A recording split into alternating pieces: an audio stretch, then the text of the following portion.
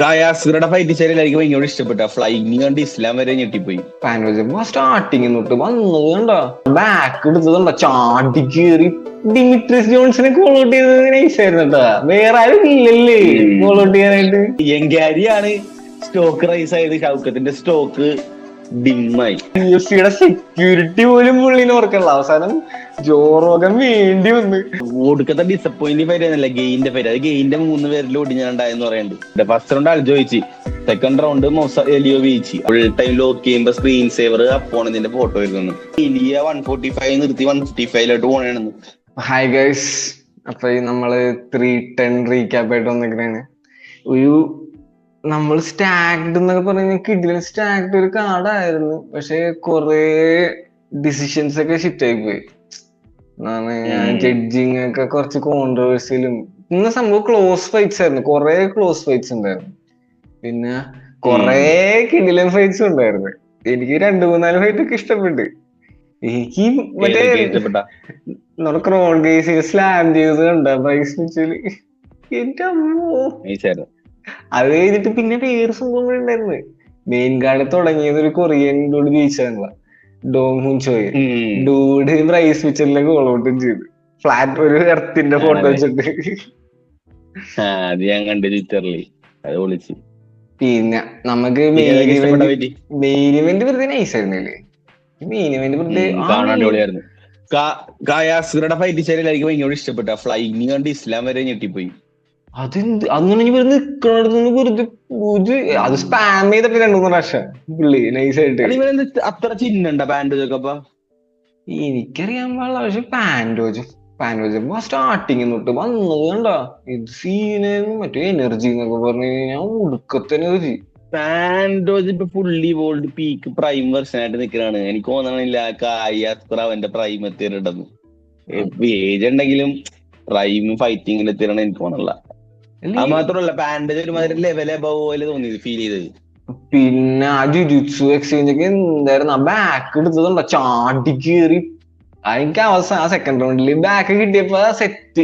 ഞാൻ ഉറപ്പായിരുന്നു ഇത് സബ്ബായി. കാരണം അത്യാവശ്യം നൈസായിട്ട് കേറി കഴുത്തിൽ തന്നെ കിട്ടിയല്ല. പിന്നെയാണെങ്കിൽ ഈ ഡൂടാണെങ്കിൽ ടാപ്പും ചെയ്തില്ല. സാക്കുറ ടാപ്പും ചെയ്യാണ്ട് ഉറങ്ങി നൈസായിട്ട്. ഇത് ഡിമിട്രിസ് ജോൺസിനെ കോൾ ഔട്ട് ചെയ്തത് നൈസായിരുന്നു കേട്ടാ. വേറെ ആരും ഇല്ലല്ലേ കോൾ ഔട്ട് ചെയ്യാനായിട്ട്. ഡിജെ അപ്പൊ തന്നെ പറഞ്ഞു ഞാൻ വന്നില്ലെന്ന്.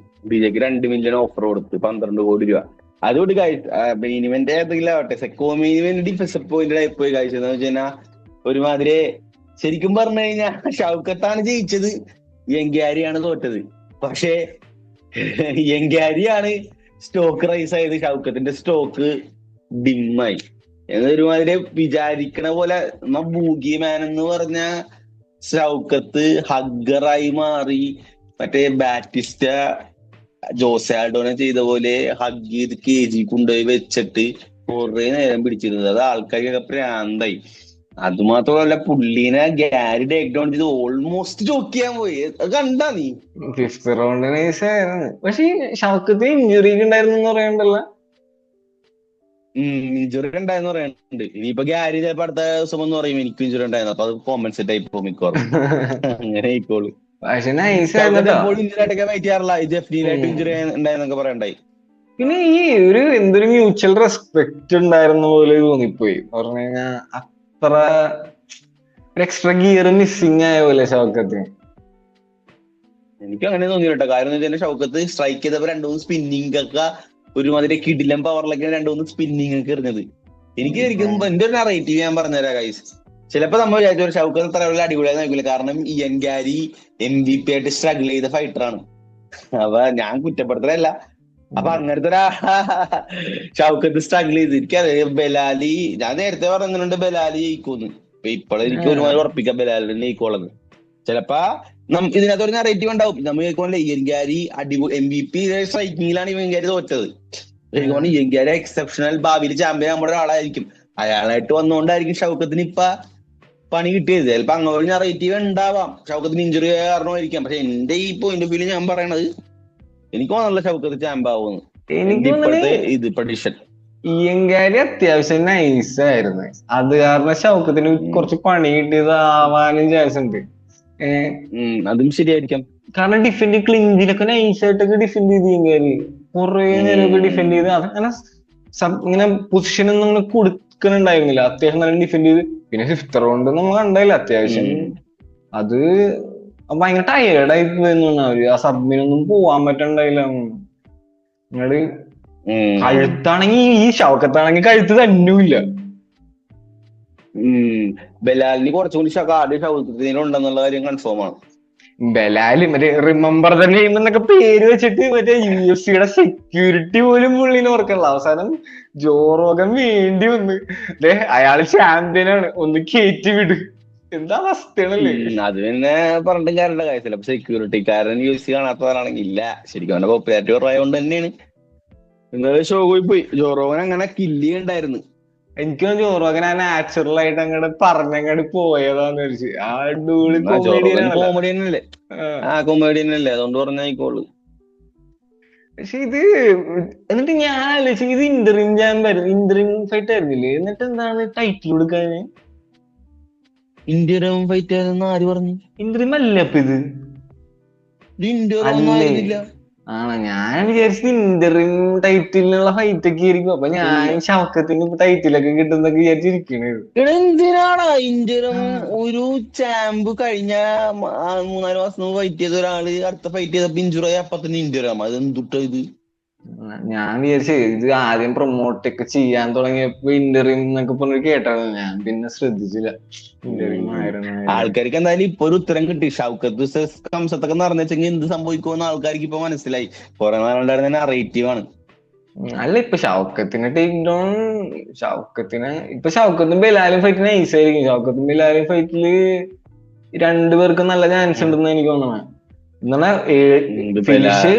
Finish നടക്കണെങ്കിൽ Shoukath finish ചെയ്യുമായിരിക്കും. ചിലപ്പോ 5 റൗണ്ട് പോകുന്നതായിരിക്കും ബിലാല് ജയിക്കുമായിരിക്കും. ബലാലിന്റെ ഡിസിഷനാണ് നല്ല എക്സ്പേർട്ട്. 8-9 ഡിസിഷൻ ഫൈറ്റ് ചെയ്ത എക്സ്പീരിയൻസ് ഉണ്ട്. അപ്പൊ ഡിസിഷൻ ജയിക്കാനായിട്ട് പുള്ളി എനിക്കറിയില്ല. പിന്നെ ഒടുക്കത്തെ ഡിസപ്പോയിന്റിംഗ് ഫൈറ്റ് ആയിരുന്നില്ല ഗെയിന്റെ ഫൈറ്റ്. അത് ഗെയിന്റെ 3 പേരിൽ ഒടിഞ്ഞാണ്ടായെന്ന് പറയണ്ട്. എനിക്കറിയാൻ പാടില്ല എന്തൊക്കെയാ സംഭവിക്കാൻ. മാത്രമല്ല ഒരു ജഡ്ജി, ആ ജഡ്ജിയുടെ ഒരു ഫോട്ടോ ഞാൻ അയച്ചേരട്ടെ, അവന്ന് എടുത്ത് കാണിച്ചേക്കട്ടെ. അവള് കാണിച്ചേക്കണ ഉത്തരവാദിത്തങ്ങൾ. അവളാണ് കനേലോ ട്രിപ്പിൾ ഫൈറ്റിൽ കനേലോക്ക് 118, ട്രിപ്പിൾ ജിക്ക് 110 റൗണ്ട് കൊടുത്തില്ല ഞെട്ടിച്ച ഒരു ഡാത്തി ഒരു പെണ്ണാണ്. അവളാണ് ഈ ഡിസി ഫൈറ്റിംഗ് ഗെയിന് കൊടുത്തത്. അവൾക്ക് എന്താണ് ഡാൻ ഓടിപ്പോയി സോറി പറഞ്ഞത് ഓൾക്കോവിന്റെ അടുത്ത്. You got fucked buddy, I am sorry എന്നൊക്കെ പറഞ്ഞു.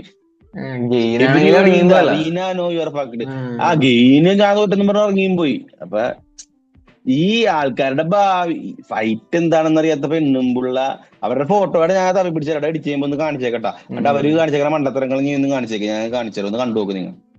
അവരെ എന്തുകൊണ്ട് വെച്ചോണ്ടിരിക്കണെന്ന് അറിയാൻ പാടില്ല. അവർക്ക് 1 വർഷം സസ്പെൻഷൻ കിട്ടണ ഒരു ഡിസിഷൻ അവർ എടുത്തിട്ട് എന്നിട്ട് പിന്നെയും കയറി വന്നേക്കണം. എന്ത് സംഭവം വെച്ച് കഴിഞ്ഞാൽ UFC ആ ഡയലോഗ് ഒന്നും ഇല്ല, എനിക്ക് ഇവരെ വേണ്ട, ഇവരെ പറ്റൂല. UFC ഒരു അധികാരമില്ല, കാരണം അത്ലറ്റിക് കമ്മീഷനാണ് നോക്കണം.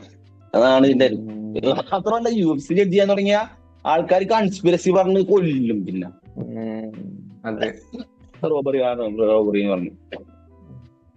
പിന്നെ വേറൊരു ശോകം ഫൈറ്റ് ഉണ്ടായിരുന്നു, റേസും സ്മിത്തിന്റെ ഫൈറ്റ്. ശോകം ഫൈറ്റ് എന്ന് വെച്ചാൽ ഇമോഷണൽ ഫൈറ്റ് ആയിരുന്നു. സ്മിത്തിന്റെ കോച്ച് മരിച്ചുപോയി, അപ്പൊ ഇമോഷണൽ ആയിരുന്നു. അത് കോച്ച് മരിച്ചാലും ഇല്ലെങ്കിലും സ്മിത്ത് നോക്കുമായിരുന്നു. സ്മിത്ത് റിട്ടയർ ചെയ്തെന്ന് എനിക്ക് തോന്നണം. റിട്ടയർമെന്റിന്റെ കാര്യം ചോദിച്ച് അത് ജോറോഗൻ എന്തിനാണ് ആ സമയത്ത് സ്മിത്തിന്റെ ഇന്റർവ്യൂ എടുക്കാൻ പോയി? എന്തിനാണാവോ? ഒന്നാമത് ഷോ കേട്ടിരിക്കണേ. ആ മരിച്ച ആളുടെ കാര്യമൊക്കെ എന്തും പറയാം, കണ്ടോളൻസ് RIP ഒക്കെ പറയിപ്പിക്കാനായിക്കോട്ടെ എന്തെങ്കിലും ലാസ്റ്റ്. കാരണം ജോറോഗൻ അങ്ങനെ പോയി നീ പറഞ്ഞില്ലേ, ചിലപ്പോ ഇനി ഒരിക്കലും സ്മിത്ത് ഫൈറ്റ് ചെയ്തില്ലെങ്കിലാ. അതൊക്കെ ഓർത്തിട്ടാണ് ജോറോഗൻ പോയത്. ഓക്കെ, പക്ഷെ എനിക്കത് ഭയങ്കര ഓക്വേർഡായി പോയി. കാരണം ഒന്നാമത് ഷോ കേട്ടിരിക്കണ ചിലപ്പോ ആ മൊമെന്റ് ഒന്ന് ഷെയർ ചെയ്യാനായിരിക്കാം. എന്ത് കരഞ്ഞോണ്ടിരിക്കണ DC-യുടെ അടുത്ത് ചോദിച്ചു പിന്നെ ബാഡ്. പിന്നെ വേറെ ഫൈറ്റ് നമ്മുടെ ഈ മോഫ്സാറ് മാൽജോവിന്റെ ഫൈറ്റ് നല്ല അടില ഫൈറ്റ് ആയിരുന്നു. 5 റൗണ്ട് ആവണ്ടായിരുന്നു. എനിക്ക് ഡ്രോ ആയിട്ടാണ് ഗൈസ് ഫീൽ ചെയ്തത്. എനിക്ക് ഒരിക്കലും മോഫ്സാർ ചെയ്തതോ അല്ലെങ്കിൽ അൽജോ ജയിച്ചായിട്ടോ അൽജോ ജയിച്ചെന്ന് കുറച്ചും കൂടി ഫീൽ ചെയ്യുന്ന ഡ്രോ കൊടുക്കേണ്ടിരുന്ന ഫൈറ്റ് ഒരിക്കലും മൂസാറിന് കൊടുക്കുന്നത്. കാരണം അൽജോക്ക് കൂടുതൽ ടേക്ക് ഡൗൺ ഉണ്ടായി, പൊടിക്ക് കൺട്രോൾ ടൈം ഉണ്ടായി, സിഗ്നിഫിക്കന്റ് സ്ട്രൈക്സും അൽജോക്കായിരുന്നു കൂടുതൽ. പക്ഷെ സാധാരണ സ്ട്രൈക്ക് മറ്റവനായിരുന്നു കൂടുതൽ. എനിക്ക് അൽജോനാണ് കൊടുക്കുക, കാരണം അൽജോന്റെ ടേക്ക് ഡൗൺസ് കാണാൻ കുറച്ചും കൂടി അടിപൊളിയായിരുന്നു. കുറച്ച് എഫക്റ്റീവ് ടേക്ക് ഡൗൺസ് 2 പ്രാവശ്യം ചെയ്തായിരുന്നു. എനിക്ക് ഒരു ടേക്ക് ഡൗൺ ഭയങ്കര ഇഷ്ടപ്പെട്ടു. കാരണം അറിയോ, പുള്ളി ഇങ്ങനെ നൈസായിട്ട് ബാക്കിൽ തിയോണ അവിടെ ഒറ്റയ്ക്ക് ഇരിക്കണ കേട്ടോ. പുള്ളി മറ്റേ കൈ നോക്കി ചാടി സീറ്റിൽ നിന്ന് ഇങ്ങനെ എണീറ്റ് വന്നു ടേക്ക് ഡൗൺ ഇങ്ങനെ കംപ്ലീറ്റ് ചെയ്യുന്നു. അതൊരു കിടില മൊമെന്റ്. പക്ഷെ എനിക്ക് മോസാർ അയച്ചു പോലെ തോന്നിയത് അതാണ്. നമ്മൾ ആ സമയത്ത് ഞാൻ പറഞ്ഞില്ലേ കഴിഞ്ഞാൽ എനിക്ക് തോന്നിയെന്ന് പറഞ്ഞാല് ഇപ്പൊ ആൽജമീൻസ് ടേക്ക് ഡൗൺ ഒക്കെ ചെയ്ത് അത് കഴിഞ്ഞ് പിന്നെ ഇവൻ അത് കഴിഞ്ഞിട്ട് ആൽജമീനെ ടേക്ക് ഡൗൺ ചെയ്യുന്നുണ്ട്. അപ്പൊ മറ്റൊരു ഫൈറ്റ് ഒരു റൗണ്ട് ജഡ്ജ് ചെയ്യുമ്പോ തീരുമ്പോ ഇവൻ ജയിച്ചോണ്ടിരിക്കുകയാണെങ്കിൽ അതിന് കുറച്ചും കൂടി ഒരു വാല്യൂ കൊടുക്കൂലേ? ഫസ്റ്റ് റൗണ്ട് അൽജോ ജയിച്ചു, സെക്കൻഡ് റൗണ്ട് എലിയോ ജയിച്ചു. അതെല്ലാവർക്കും അറിയുന്ന കാര്യമാണ്, അക്സെപ്റ്റ് ചെയ്ത കാര്യമാണ്. തേർഡ് റൗണ്ട് പകുതി അൽജോയാണ് ഡോമിനേറ്റിങ്, അടുത്ത പകുതി ഇവനായിരുന്നു ഡോമിനേറ്റിങ്. അതാണ് ഒരുമാതിരി ഡ്രോ എന്ന് തോന്നിയത്. ഇതിനെ പ്രശ്നം അൽജോ ഇപ്പൊ എനിക്ക് എന്ത് ചെയ്യുന്ന പറയുമ്പോൾ റിട്ടയർ ചെയ്യണം. കാരണം അൽജോക്ക് പൈസ ഉണ്ട്, പിന്നെ അവന്റെ പുതിയ ബ്രാൻഡ് മദ്യവും അത്യാവശ്യം ബിസിനസ് നല്ലോണം ചെയ്യുന്നുണ്ട്. അപ്പൊ ഇനി കാരണം ഇനി അൽജോനെ ഒന്നും കൂടി റീസ്റ്റാർട്ട് ചെയ്ത് ടൈറ്റിൽ ഷോട്ടോട്ട് എടുക്കണമെന്ന് അറിയാൻ പറഞ്ഞു. കാരണം ഓർഷൻ ചെയ്തതല്ലേ. അപ്പൊ അൽജോ റിട്ടയർമെന്റിനെ പറ്റി ഒരു പോസ്റ്റ് ഇട്ടിട്ടുണ്ടായി. ഫൈറ്റ് ചെയ്യണമെന്ന് ആഗ്രഹം ഉണ്ടെന്ന് പറഞ്ഞു, പക്ഷെ അറിയില്ല, ഒന്ന് തീരുമാനിക്കണം എന്നൊക്കെ പറഞ്ഞിട്ടുണ്ടായി. പിന്നെ എനിക്ക് 2 സബ്മിഷൻ. ഒന്നാമത്തെ സബ്മിഷൻ വിൻസെന്റ് ലൂക്കയുടെ സബ്മിഷൻ, പിന്നെ രണ്ടാമത്തത് മറ്റേ ചേസ് സൂപ്പറിന്റെ സബ്മിഷൻ. ചേസ് സൂപ്പറിന്റെ സബ്മിഷന്റെ ബാക്ക് സ്റ്റോറി കിട്ടില്ലല്ലേ, മറ്റേ മൈക്കി പറഞ്ഞു കൊടുത്തത്. എന്റെ നമ്മുടെ പേജിൽ സ്റ്റോറി ഇട്ടിട്ടുണ്ട് അതിന്റെ വീഡിയോ, പറഞ്ഞാ എന്താണ്. മൈക്കി ഞാൻ കറക്റ്റ് അത് ഞാൻ ആ സമയത്ത് ഞാൻ വീഡിയോ മൊത്തം കണ്ടില്ല. പക്ഷെ എന്താ പറഞ്ഞാൽ ഗൈഡ് ചെയ്തില്ലേ ഹാൻഡ് ലോക്ക് ഫ്രീ ചെയ്യാൻ വേണ്ടി ആംബാറിന് പോകുമ്പോ പറഞ്ഞു കൊടുത്ത് എന്ത് ചെയ്യണ്ട. കറക്റ്റായിട്ട് കൂടെ ലോക്ക് ചെയ്തിട്ട്, പക്ഷെ ചുമ്മാ കൈ വരച്ചെടുത്ത് ലോക്ക് ചെയ്ത് അടിപൊളി ഇൻസ്ട്രക്ട് ചെയ്ത് പറഞ്ഞു കൊടുത്തോലെ സ്റ്റുഡന്റ് മാസ്റ്റർ പറഞ്ഞ പോലെ സ്റ്റുഡന്റ് ചെയ്ത്. ആ സമയത്ത് അപ്പൊ തന്നെ പറയുകയും ചെയ്യല, നാളെ ഇത് ഫൈറ്റിന് ചെയ്ത് നോക്ക് എന്നൊക്കെ പറഞ്ഞു. നോക്കാം സെറ്റ് ആക്കാന്നൊക്കെ പറഞ്ഞിട്ട് അതേപടി സ്ക്രിപ്റ്റ് എഴുതി വെച്ച് ആ സ്ക്രിപ്റ്റ് അതേപടി അങ്ങോട്ട് അഭിനയിച്ച് അങ്ങോട്ട് കാണിച്ചു വെച്ചു. പിന്നെ വിൻസെന്റ് ലുക്കയുടെ സാധനം നൈസായിരുന്നില്ലേ, മറ്റവനും ഉറങ്ങിപ്പോയി. എന്റെ വിൻസെന്റ് ലുക്ക് ഒരു കാര്യം എന്തോ ക്രീപ്പി പോലെ തോന്നി. വിൻസെന്റ് ലുക്ക് ഈ ഫൈറ്റ് ബുക്ക് ചെയ്യാൻ തുടങ്ങി വിൻസെന്റ് ലുക്കയുടെ ഫോണിന്റെ വാൾപേപ്പർ അവന്റെ ഒപ്പോണന്റ് ആയിരുന്നു. എനിക്ക് എന്തോ തോന്നിപ്പോയത് കേട്ടിട്ട്. ഫുൾ ടൈം ലോക്ക് ചെയ്യുമ്പോ സ്ക്രീൻ സേവർ അപ്പോണന്റിന്റെ ഫോട്ടോ വരുന്നു. പുള്ളിയുടെ പോസ്റ്റ് ഫൈറ്റ് സ്പീച്ച് നൈസായിരുന്നു. മറ്റേ എല്ലാവരും എന്നെ എഴുതി തള്ളി കളഞ്ഞതാണല്ല, എന്നിട്ട് കണ്ടില്ലേ സെറ്റായി എന്നൊക്കെ പറഞ്ഞോണ്ട്. ഞാൻ ഒരു കാര്യം ചോദിക്കട്ടെ, എന്റെ ആരെ തോപ്പിച്ച് ഒന്നും പ്രൂവ് ചെയ്യാത്ത വേറൊരു പൊട്ടനെ തോപ്പിച്ച റോക്ക് വീട് കൊടുത്ത ഒരു ഹോംലെസ് ആയ മനുഷ്യനാണ് തോപ്പിച്ചത്. അല്ല അവനെതിരെ എഴുതി തള്ളിയിട്ട് അവരെ എഴുതി തള്ളി തുടങ്ങി വിൻസെന്റിലൊക്കെയാണ്. അപ്പൊ ആൾക്കാരോട് ചോദിക്കാനാണ് എന്താണ് സീനാണ്. എനിക്ക് കാറിന് ശരിക്കും 5 out of 10 കൊടുക്കുള്ളൂ ഗൈസ്. കാരണം ഞാൻ പറഞ്ഞില്ല, അത് എന്റെ കുഴപ്പമുണ്ടാ. കാരണം ബാൻഡോജനെ അത്ര ഇതല്ല, മെയിൻ ഇവന്റ് ഞാൻ ഭയങ്കര ഡിസപ്പോയിന്റഡ് ആയിരുന്നു. പിന്നെ ഗെയിന്റെ ഫൈറ്റ് ഭയങ്കര ഷോകും ഔട്ട്കം ആയിരുന്നു. അതുകൊണ്ട് അധികം ഒന്നും ഇനി വേറെ ഉള്ള ഫൈറ്റിനെ പറ്റി പറയാനുണ്ടോ എനിക്ക്? വേറെ ഈ ഫൈറ്റില് ഈ കാർഡില് വേറെ ഫൈറ്റ് നല്ല ഫൈറ്റ് വേറെ ഇത് ഇപ്പൊ കൊറേ ഗാരിയാണെന്നാണ് ഇപ്പൊ ഈ ഫൈറ്റിൽ ജയിച്ചത്, ഈ ഫൈറ്റ് കാർഡിൽ ജയിച്ചത് മൊത്തത്തിൽ ഗാരിക്കാണ് ഏറ്റവും കൂടുതൽ കിട്ടിയത്. പിന്നെ ഗായ്സ് ലേറ്റസ്റ്റ് ആയിട്ട് ഒരു ന്യൂസ് അറിഞ്ഞാൽ ഇലിയ 145 നിർത്തി 155 പോകണെന്ന്. അപ്പൊ എന്തോരം സത്യമാണെന്ന് അറിയാൻ പാടില്ല. സത്യം അല്ലെങ്കിലും അടിപൊളി നടന്നേക്കണം. കാര്യം എന്താന്ന് വെച്ച് കഴിഞ്ഞാൽ 145 2 രാജാക്കന്മാരെ തോപ്പിച്ചു. ഇനി 145 ആര് തോപ്പിച്ചോന്ന് എനിക്കറിയാൻ പാടില്ല. ഇവിലോ കണ്ടെന്ന് തോന്നുന്നു.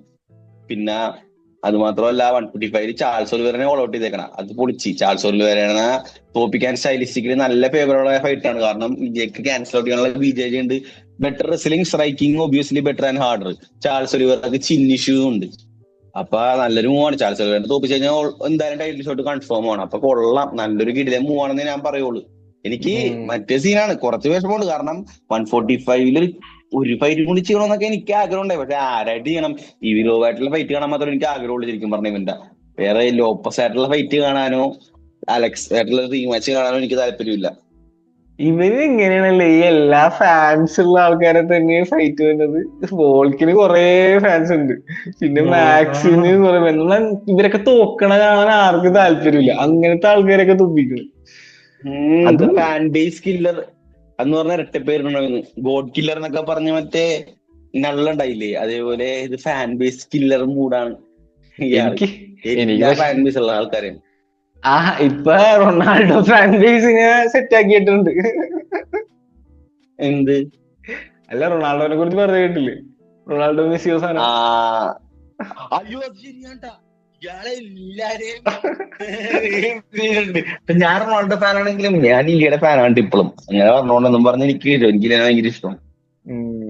അത് എനിക്ക് ഇലിയേയും മോസിയാറും ഫൈറ്റ് കൊണ്ടാണ് ഇവിലോവും ഇലിയായിട്ടുള്ള ഫൈറ്റ് കാണുന്നത് ഭയങ്കര ആഗ്രഹമുണ്ട് എനിക്ക് ശരിക്കും പറഞ്ഞാൽ. പക്ഷെ ഡിയോഗോയിട്ട് ഫൈറ്റ് ഒരു ലൈനുണ്ട്. അത് മിക്കവാറും ഇല്ലേ ജയിക്കുമായിരിക്കുന്നു. പക്ഷെ ഈ മൊസാറി ഡിയോഗയായിട്ട് ഫൈറ്റ് വരുമോ? ഡിയോഗയായിട്ട് ഫൈറ്റ് വരാൻ ആൾക്കാർക്ക് കാണാൻ കാരണം മോസാർ ഇലിയാണ്. എനിക്ക് ഡിയോഗയായിട്ടുള്ള ഫൈറ്റ് കാണാൻ താല്പര്യമൊന്നുമില്ല സത്യം പറഞ്ഞാൽ.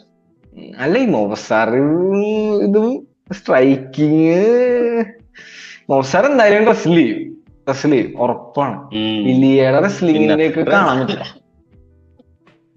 മൗസാർ തന്നെയാണ് ബെറ്റർ. എടാ റെസ്ലിംഗും ബീജത്തേക്ക് ഇലിയൊക്കെ എന്നൊക്കെ പറഞ്ഞാൽ മൗസാറിന്റെ ഒരു സ്പെഷ്യൽ റെസ്ലിംഗ് വിത്ത് ഗ്രാപ്ലിംഗ് ആണ്. പ്രത്യേക ഫ്ലോ സ്റ്റേറ്റ് കംസത്തിന്റെ ഒക്കെ പോലത്തെ ഒരു ചെറിയ ലെവൽ, അത് വേറെ ലെവലാണ്. പൊട്ടിമുളച്ച റെസ്ലിംഗ് ആണ്. ആൽജിമീൻ റെസ്ലിംഗ് ചാമ്പ്യൻ ഒന്നും ഇല്ല അമേരിക്കയില്. ഡിവിഷൻ ചാമ്പ്യനാണ് എനിക്ക് അറിയാൻ റെസ്ലിംഗ് ടീമിൽ ഉണ്ടായിരുന്നു. പിന്നെ BJJ ബ്ലാക്ക് ബെൽറ്റ് നല്ല കിടിലൻ ട്രെയിനിങ് ഉണ്ട്. ചെയിൻ റെസ്ലിംഗ് പോലെ ബാക്ക് പാക്ക് ആണ് ഇവൻ. പുറകെ കയറി അള്ളി പിടിച്ചാ പിന്നെ വിടൂല. ഇവന്റെ കിട്ടിയായിരുന്നു. ഇത് രണ്ട് നള്ളിപ്പോയി. പക്ഷേ രണ്ടുപേരും അത്ര കഴിവുള്ളവരാണ്. അപ്പൊ എന്നിലും ബെറ്ററാണ് ഒബിയസ്ലി അൽജോയും മൗസാറും ഒക്കെ, എന്തൊക്കെ ഇല്ലേ പറഞ്ഞാലും. അപ്പൊ അതുകൊണ്ട് ഭയങ്കര, പക്ഷെ സ്ട്രൈക്കിങ് ലെവൽസ് ആണ്. അങ്ങനത്തെ ഒരു സ്പെഷ്യൽ ഫൈറ്റർ ആണ്. അപ്പൊ അടിപൊളിയായിരിക്കും. പിന്നെ വേറെ ഒന്നുമില്ലല്ലോ. വേറെ ഇനിയിപ്പോ നമ്മള് കുറച്ച് വീഡിയോസ് ഒക്കെ പ്ലാൻ ചെയ്യുന്നുണ്ട്. ഈ ഇയർ റാപ്പപ്പ് ചെയ്യണ കാരണം കുറച്ച് ഇയർ റിവ്യൂ പോലത്തെ രീതിയിൽ കുറച്ച് സാധനങ്ങളൊക്കെ വരുന്നുണ്ട്. ഗൈസ്, അയ്യോ കാര്യം മറന്നു പറയാനായിട്ട്.